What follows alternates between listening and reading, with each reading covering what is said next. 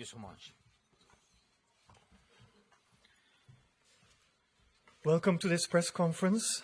The President of the European Council and of the European Commission are joined by President Zelensky of Ukraine. Welcome, Mr. President. Thank you so much. You have translation on Channel 3. President of the European Council, you have the floor first. Merci beaucoup.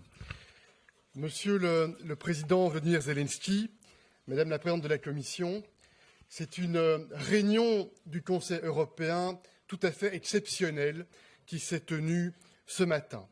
Et c'est une réunion dans le cadre de laquelle nous étions nombreux à ressentir une émotion particulière parce que chacune et chacun, nous nous souvenions de ce Conseil européen extraordinaire, exceptionnel qui s'était tenu le 24 février dernier, quelques heures après le déclenchement d'une invasion générale de la Russie contre l'Ukraine, et autour duquel, Monsieur le Président, vous aviez adressé de manière virtuelle les 27 chefs d'État et de gouvernement, et chacun se souvient des mots glaçants que vous nous aviez adressés, étant à ce moment-là dans le doute sur votre sort personnel dans les heures et les jours qui allaient suivre.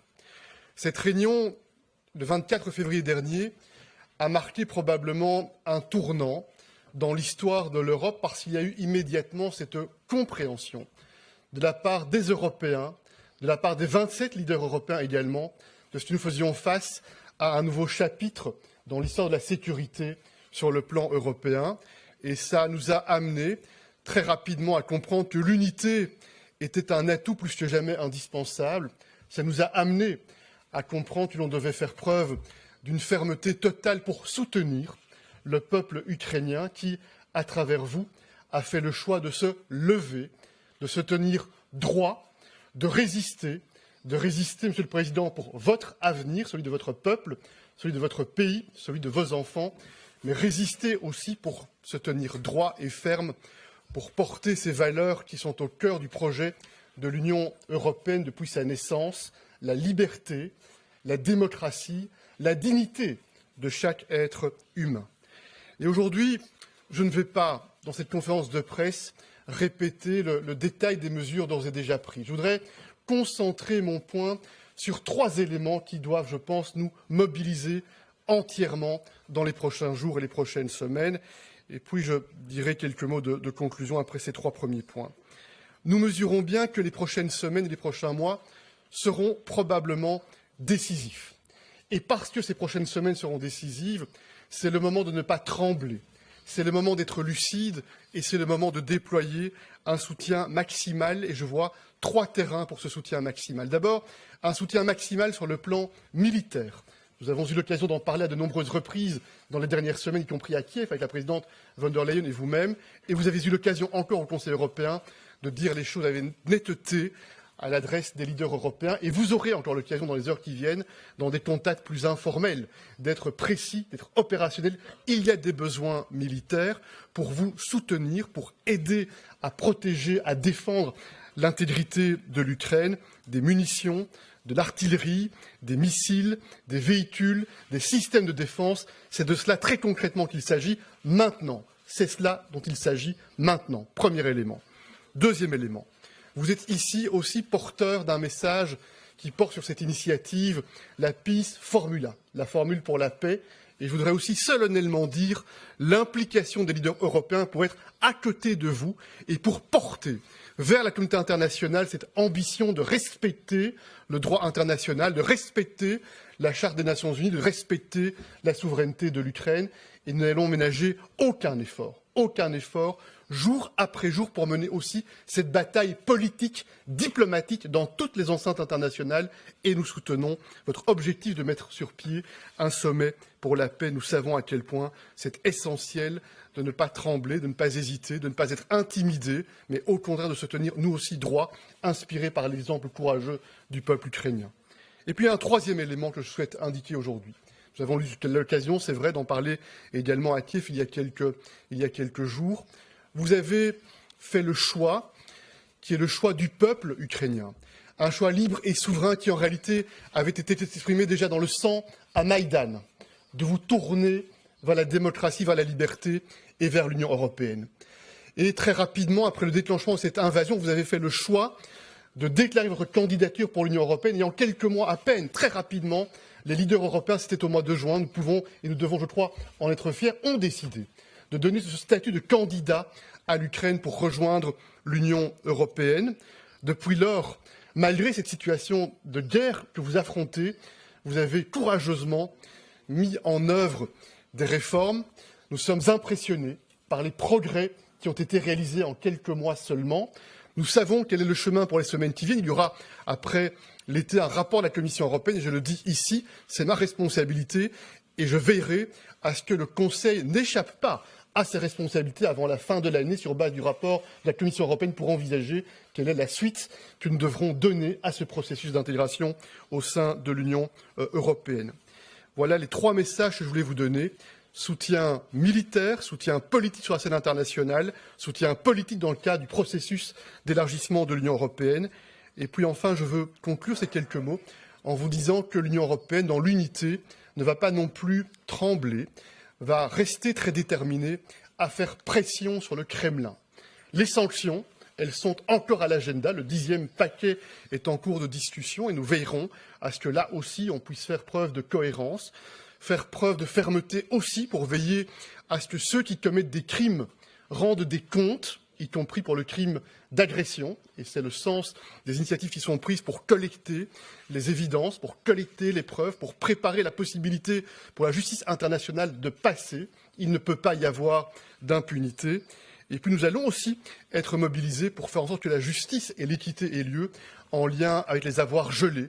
Il est juste que ces avoirs gelés soient mobilisés pour soutenir la reconstruction de l'Ukraine et être mobilisés pour les compensations justes et légitimes pour l'Ukraine. Je conclus. Vous avez, Monsieur le Président Zelensky, en adressant les leaders européens, référé aux pères fondateurs de l'Union européenne. Ces quelques personnalités qui, à l'issue de la Deuxième Guerre mondiale, ont rêvé ce projet européen, ont rêvé cette promesse pour les millions de citoyens européens qui avaient été absolument traumatisés par la tragédie de ces 2 guerres qui avaient frappé le continent européen. Toutes et tous ici, nous avons, au travers de nos familles, nos grands-parents, nos arrière-grands-parents qui ont été confrontés au drame de cette Deuxième Guerre, à partir duquel il y a eu cette lueur d'espoir incarnée par le projet de l'Union européenne, la paix et la prospérité. La paix et la prospérité, les 2 promesses centrales de ce projet européen. Et aujourd'hui, notre génération, votre génération, nous sommes rassemblés par ce destin commun. Sommes-nous en situation de prendre les décisions décisives pour veiller à ce que la paix et la prospérité soient les valeurs qui illuminent le projet européen et le sol européen durant les prochaines décennies? Vous avez compris que nous sommes absolument déterminés. Et je voudrais conclure en disant ici à Bruxelles ce que j'ai dit avec solennité il y a quelques semaines en m'adressant au Parlement ukrainien, en m'adressant donc au peuple ukrainien. L'Union européenne, c'est l'Ukraine. L'Ukraine, c'est l'Union européenne. L'Union européenne est notre maison commune. Nous allons être mobilisés pour réaliser et pour tenir cette promesse. Slava Ukraini. Vive l'Europe. Merci à vous. Thank you, Mr. President. President Zelensky, you have the floor. Шановний пане президенте Європейської ради Шарлі, шановна пані президент Єврокомісії, дорога Урсула, шановні присутні, шановні журналісти. Сьогодні 351-й день цієї війни. І сьогодні в Брюсселі на честь українського народу, на честь нашої держави, українських воїнів, лунав наш національний гімн і слова підтримки для України. Для України, яка бореться, яка зможе захистити свою незалежність, нашу спільну європейську свободу. Пане президенте Шарлі, я дякую тобі за запрошення взяти участь в засіданні Європейської ради. І це абсолютно, я вважаю, справедливо, що Україна традиційно бере участь в засіданнях лідерів Європейського Союзу. Українська мова звучить у дискусіях президентів, голів урядів Європейського Союзу. Українська мова звучить в Європарламенті, і це вже забезпечено. І ми зробимо це частиною звичної європейської практики, коли Україна буде членом Європейського Союзу. Пане президентко Урсуло, я дякую вам за нещодавну спільну роботу уряду України та колегії Єврокомісії в Києві, в нашій державі, де ми обговорювали не лише наші оборонні питання, але й наше майбутнє, обговорювали наш рух, нашу інтеграцію, тобто наше реальне життя. Це захист тих речей, які забезпечують нормальне життя для українців. І я впевнений, для усіх європейців. Щойно завершився саміт лідерів Євросоюзу, засідання Європейської Ради. І, звичайно, воно було закритим, але я хочу, щоб ви розуміли сенс того, про що і як ми говорили. Цей сенс чітко сформулював один з лідерів Європейського Союзу. Він сказав, що довготривалий мир в Європі встановиться лише коли Україна переможе і стане членом ЄС і НАТО. Ось таку єдність нам вдалося сьогодні побудувати. Єдність у тому, що Європейський Союз буде з нами, з Україною до перемоги України. А Україна буде в Європейському Союзі.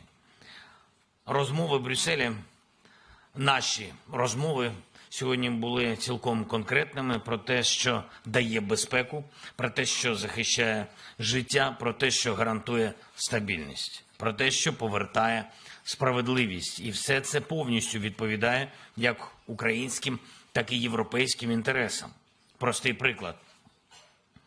Ми сьогодні про це говорили. Україна експортувала електрику в Європейський Союз, роблячи ваш енергетичний ринок, а отже, ваше соціальне життя і добробут Європи. Але Росія окупувала і відключила з мережі нашу найбільшу атомну станцію, Запорізьку атомну станцію. І це конкретне порушення ваших інтересів. Так, цінностей, але і інтересів. Те саме можна сказати про кожен з елементів російської агресії. Вони свідомо б'ють по Україні, по українській економіці, по наших містах. Так, щоб це було, так це роблять, щоб це було і по всіх європейцях. І ми дякуємо вам за отримані системи ППО, але в інтересах, ще раз підкреслю, всіх нас, і українців, і усіх європейців, щоб Росія не могла робити нові ракети, щоб агресор не міг бити знову і знову по наших містах. Тому потрібно робити ще один крок і вводити санкції проти усієї ракетної і дронової промисловості Росії, проти тієї частини їхньої IT-галузі, яка забезпечує цей терор, російський терор. Тоді ми зможемо прибрати джерело небезпеки, значно зменшити кількість руйнувань. І це буде надійним захистом України та всієї Європи. І, безумовно, мене найбільш надихають заяви про те, що Європа буде з нами до перемоги. І я сьогодні почув від лідерів деяких держав. Я дуже вдячний. Почув від лідерів деяких держав в Європі готовність надавати нам необхідну зброю, в тому числі і літаки. І зараз я матиму низку двосторонніх зустрічей, де темі бойової авіації ми будемо приділяти необхідну увагу. Тому продовжуємо зараз роботу тут, в Брюсселі. І я хочу подякувати всім вам, абсолютно всім вам, всім громадянам Європейського Союзу за допомогу, за відношення до наших людей, за прихисток для наших людей, для українців, які рятували себе, рятували своїх дітей від бойових дій. Мільйони наших громадян і мільйони громадян Євросоюзу побачили зараз, завдяки цій підтримці, що наші з вами спільні європейські цінності, вони реально діють. Я дякую вам за все. Дякую вам. Друзі, тільки так я можу до вас звертатись. Друзі, дякую вам. Слава Україні!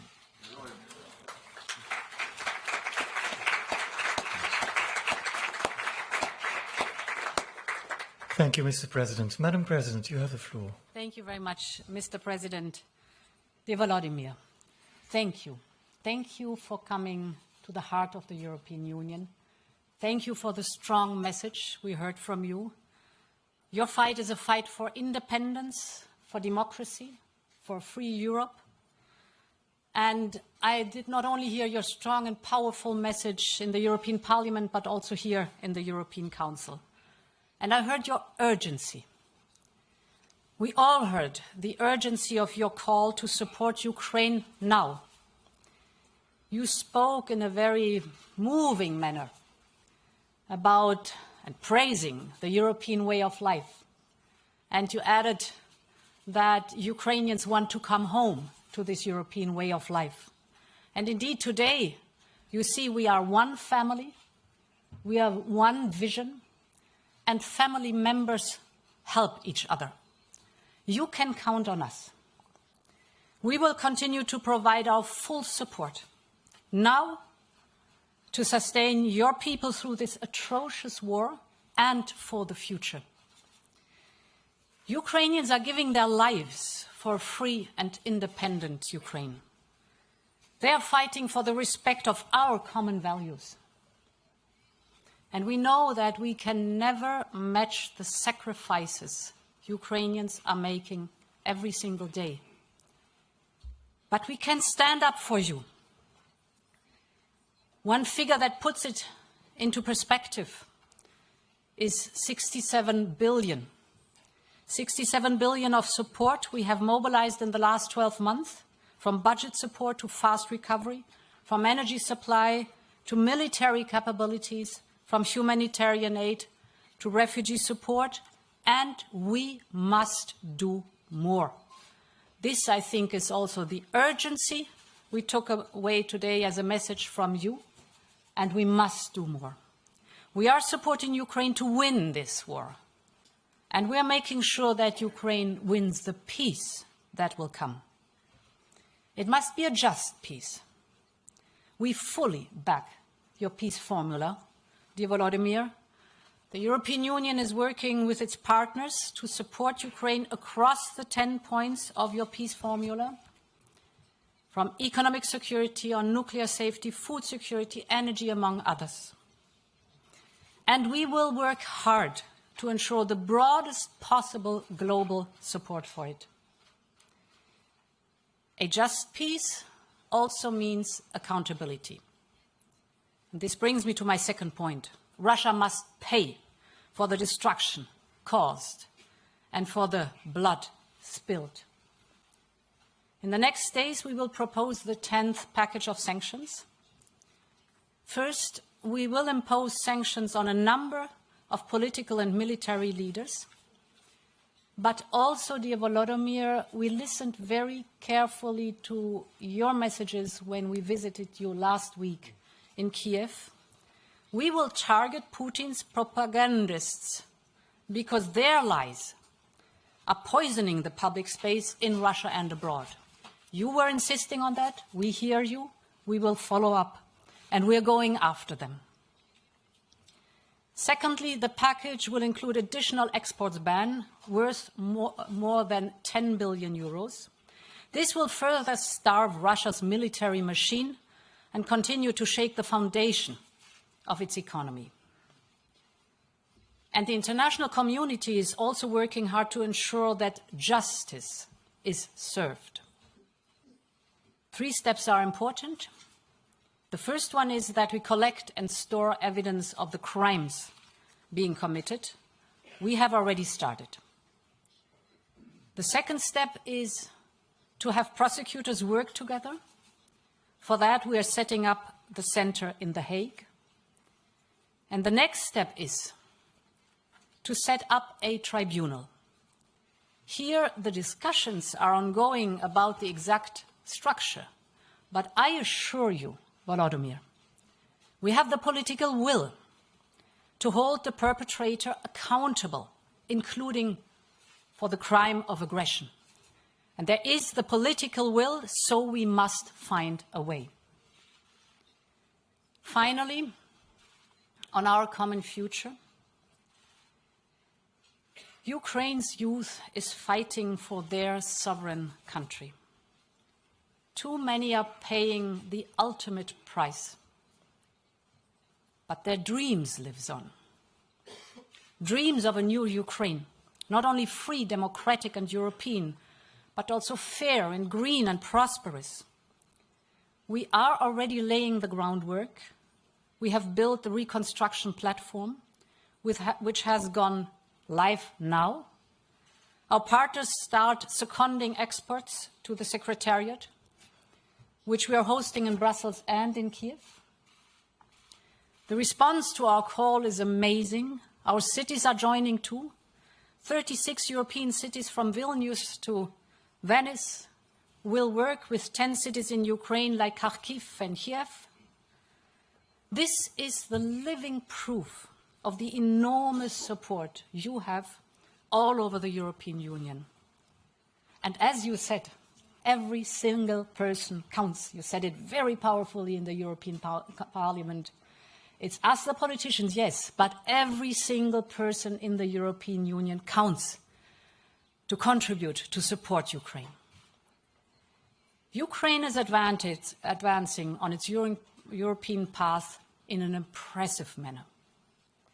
Accession is a merits-based process, and your track record shows that you are able to deliver fast and of high quality, even as you fight an aggressor, even as you are at war. I hear Ukrainian people so often speak about their hopes. They want their children to grow up in the European Union. And this hope gives them the strength to cope with this horrible war. Dear Volodymyr, between now and this bright future, there may be a hard road to tread, but rest assured that we will be with you along every step of the way. Let's turn Ukrainians' dreams into reality, into the European way of life. And since the beginning of my mandate, I have concluded every single speech with the words, "Long live Europe." Since 1 year, for a good purpose, we add to the term "Long live Europe" always Slava Ukraine. Thank you so much. Thank you, Madam President. We'll take a few questions first, but from the Ukrainian media. Zoriana, you had a question from Radio Free Europe. Good afternoon, everyone. So obviously, my first question is to Ukrainian President. So if you don't mind, colleagues, I will switch into Ukrainian language.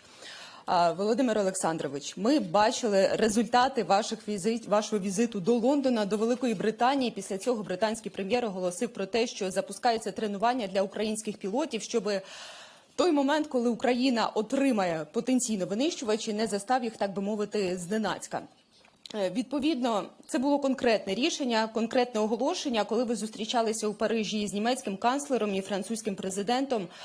Не звучало таких конкретних рішень. Відповідно, я хотіла би поточнити, це вони не звучали публічно, і вони є насправді. Якщо вони є, то хотіла би попросити вас поділитися з нами цими рішеннями. І ви вже мали відповідну зустріч із усіма 27 лідерами країн-членів Євросоюзу, також керівниками євроінституцій.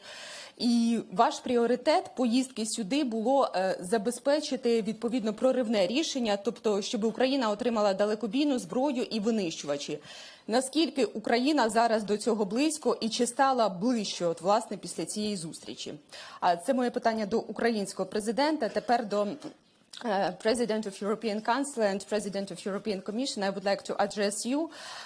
So you mentioned this topic. Apart from the weapon, another crucial topic raised here is the future membership of Ukraine in the European Union. So as far as we know, the first official assessment of the implementation of 7 criteria is about to come in the late 2023, and Ukraine counts on getting the decision on opening the accession talks the same year, I mean 2023. So how could you estimate the odds and the possibilities to open the accession talks, especially in 2023? And is it possible that in addition to these 7 so-called conditions would be added new ones? Thank you. Can I answer? Okay. Long question.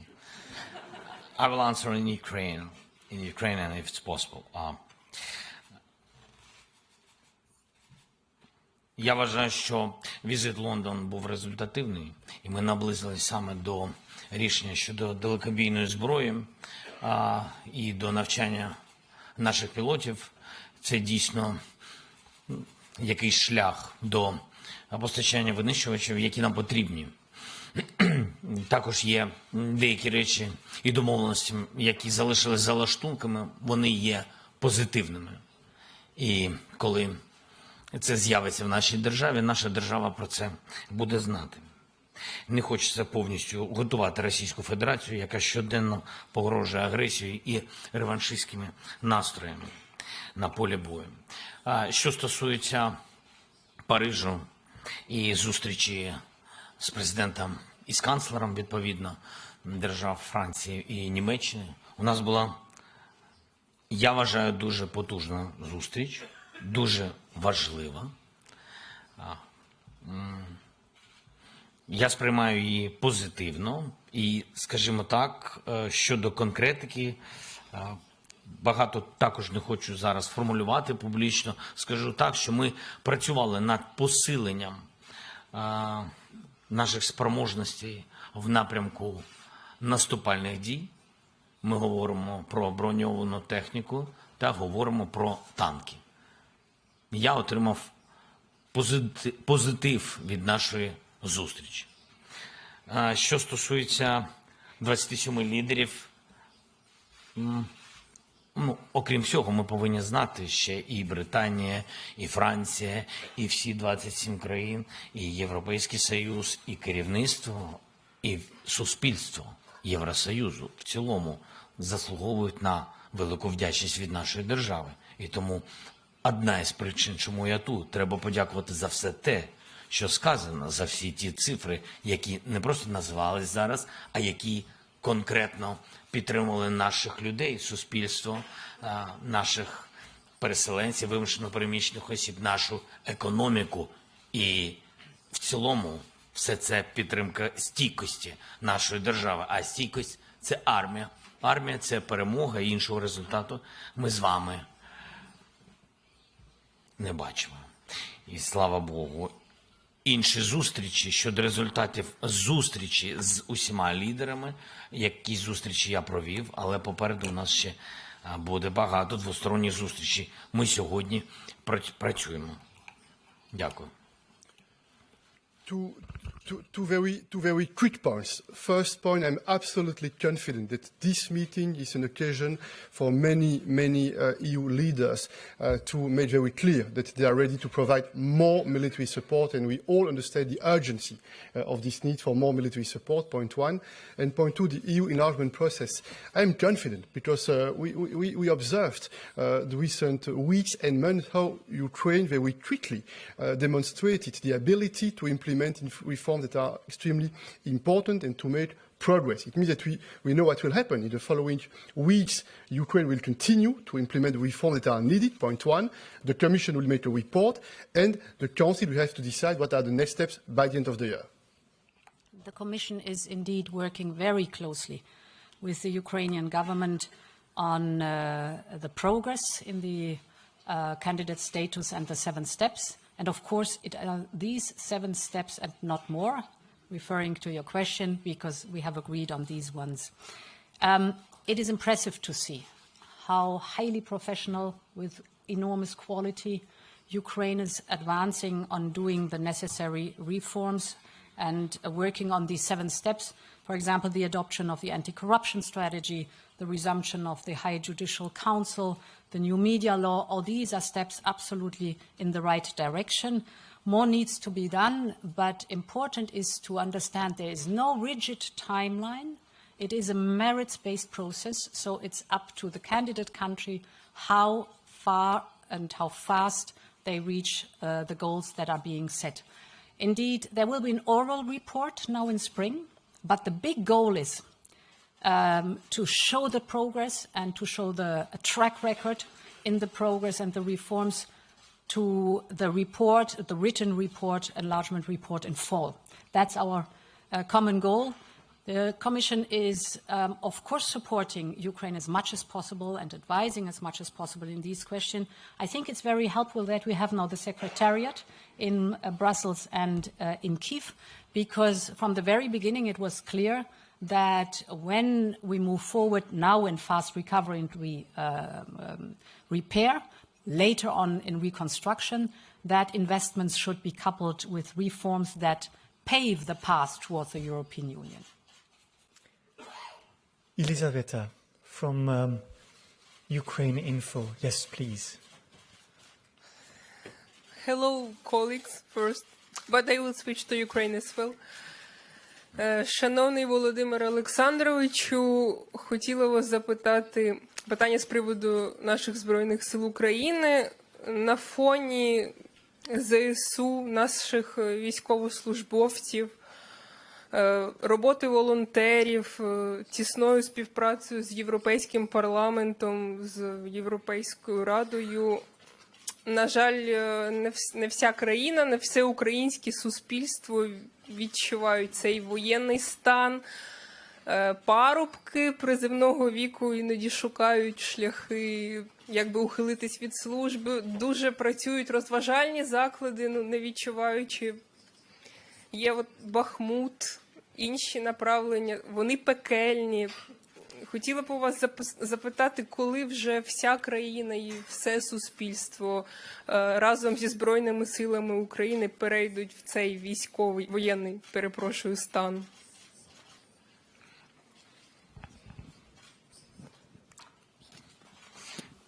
Дякую за запитання. Мені здається, що не треба все змішувати. Дуже складно воювати так довго. І тут велика вдячність воїнам. І не тільки воїнам тим, які знаходяться на фронт-лінії, але перш за все їм, які віддають своє життя, але і всім тим, хто воює всередині держави, на робочих своїх місцях. Тому що треба підтримувати армію і робочі місця. Люди повинні працювати, сплачувати податки тощо. І тому, а вже ж, але люди, і є люди, які втомлюються жити в такому напрямку. Є психологічні зриви, є люди, які потребують реабілітації, є ті, хто втратив своїх близьких, рідних, їм дуже складно. Є хтось, хто хоче забути про те, що горе в сім'ї, просто по-людськи. Я думаю, що ми повинні розуміти, люди різні. І це складова нашого життя. І ми не можемо до всіх відноситись абсолютно однаково. І говорити, ви всі повинні. Це повинно бути усвідомлення кожної людини. І тут я з вами повністю погоджуюсь. Люди повинні зрозуміти, що, на жаль, війна продовжується. На жаль, багато речей залежить від нашого об'єднання. Саме від цього залежить міцність на полі бою. На жаль, є ті, хто відпочивають, і є такі люди. І слава Богу, що це не мільйони людей. На жаль, такі виклики були в усіх історично, впродовж всіх воєн. І ми не є виключенням. І тому інформаційна політика, перш за все, президент своїм прикладом повинен показувати, як себе треба поводити. Журналісти повинні показувати, де там хтось, якщо чесно, відпочиває, трішечки напружувати такий напрямок. І все це потрібно. Це наша спільна велика робота. Питання гідності, напевно, питання ще якихось викликів, напевно.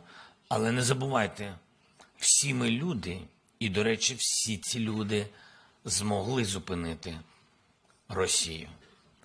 І тут найважливіший етап – зупинити так, але треба перемогти.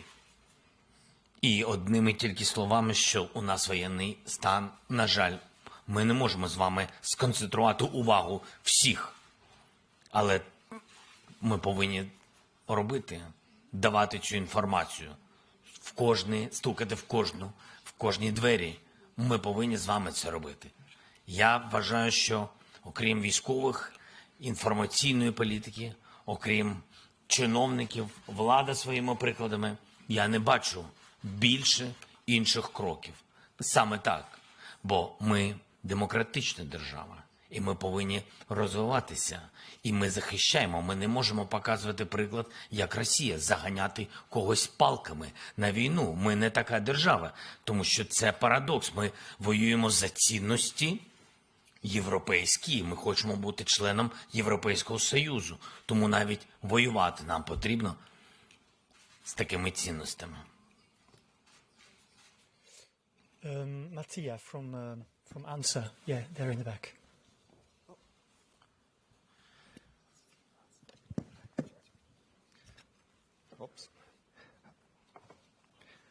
Hello, Mr. President. First of all, Laskava prosimo da stalieci Europe. I have two questions, if I may, on Ukraine's integration process in the European Union. First, according to President von der Leyen here, you are making good progress. But you accept that Ukraine will likely have to wait years before it can be a full member of the EU, and that within Europe there are different levels of support toward Ukraine. And secondly, what kind of EU would you like to see and contribute to? A ever closer union where Brussels takes most decisions with no vetoes, or a union where nations are firmly in the lead? Thank you so much.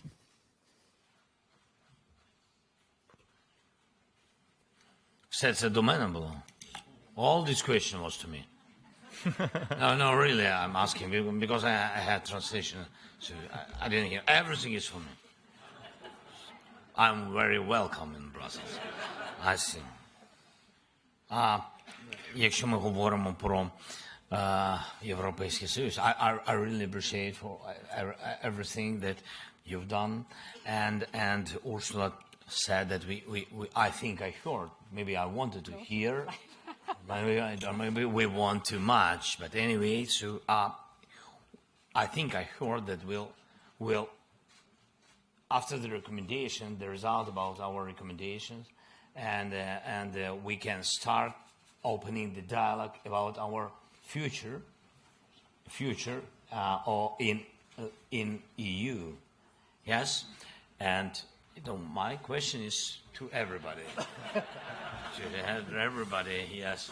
We need unity in this case. So and that's why, of course, we need this year. We want very much to motivate us and to motivate, by the way, to motivate our army, because they attacked by Russians and by all this aggression. To motivate, we are fighting for, and we need these four. And one of these very important four, of course, sovereignty, of course, Ukraine, children, homes, and of course, membership. And that's why, of course, we need it this year. And this year, Charles, when I say this year, I mean this year. I mean there's 2023.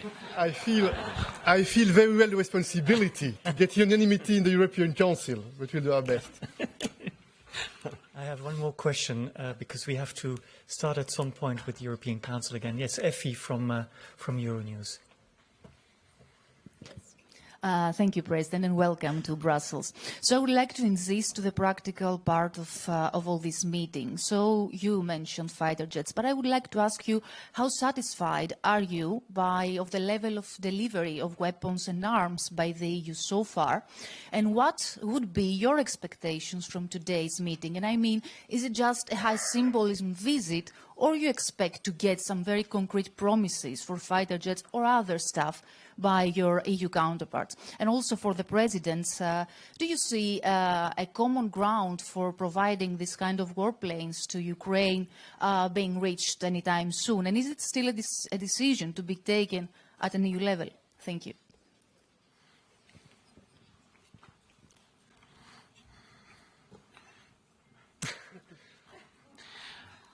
Дякую за запитання.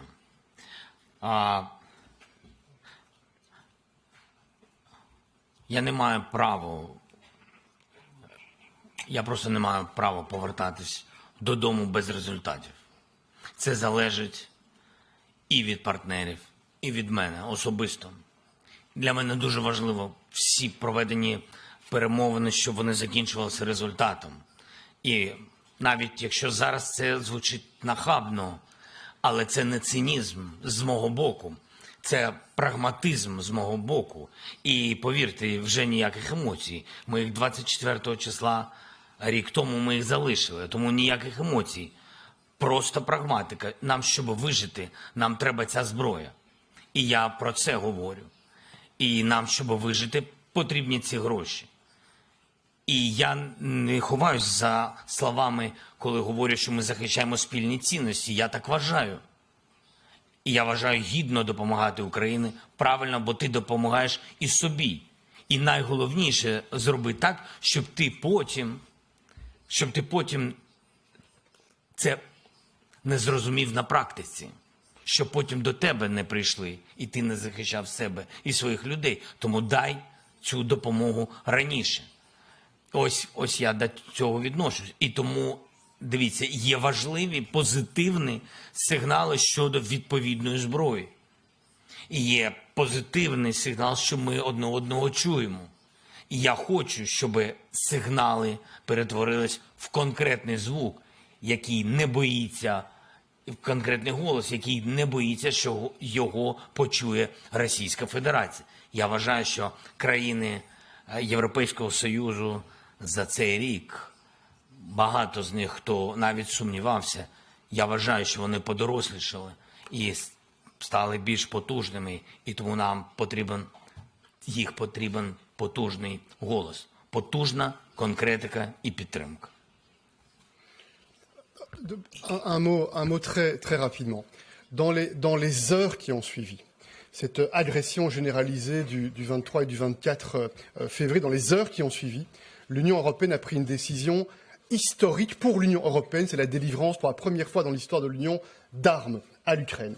Et je n'oublierai pas nos appels téléphoniques le vendredi, le samedi matin qui ont suivi ce Conseil européen et cette attaque par la Russie, et le moment où en quelques heures, les 27 chefs d'État et de gouvernement ont donné leur mandat au ministre de la Défense pour délivrer des armes.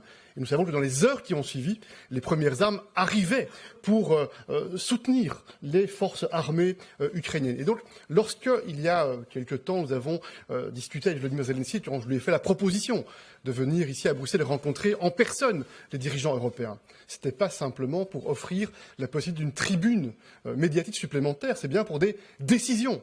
Nous mesurons bien ce qui fait la différence, ce ne sont pas les mots sont importants bien entendu, mais ce n'est pas suffisant. Ce qui fait la différence, ce sont les capacités militaires pour faire face, pour repousser cette agression, et c'est bien de cela dont il s'agit, et je suis très confiant, je le répète encore une fois, que plus doit être fait et que plus sera fait en termes de soutien, et certainement en termes de soutien militaire. So Charles has described that the delivery of military capability is not a decision taken at EU level of the institutions, but a sovereign decision of the member states. Of course, there's a strong coordination, and you have seen the living proof of delivery of military capabilities.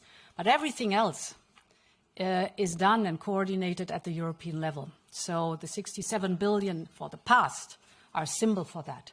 As I said, we need to do more, and we will do more. Be it the economy, be it the integration of the Ukrainian economy in the single market, be it energy, be it the solidarity lanes, be it the support for the Ukrainians that are fleeing Putin's bombs and are in the European Union. This is all topics that are being pushed forward, including the sanctions on the European level that we are working on. But the delivery of military capabilities is a sovereign decision of the member states. Thank you to the three presidents. President Zelensky, to you and your team, safe travels back to Thank you so much. Ukraine. We have to.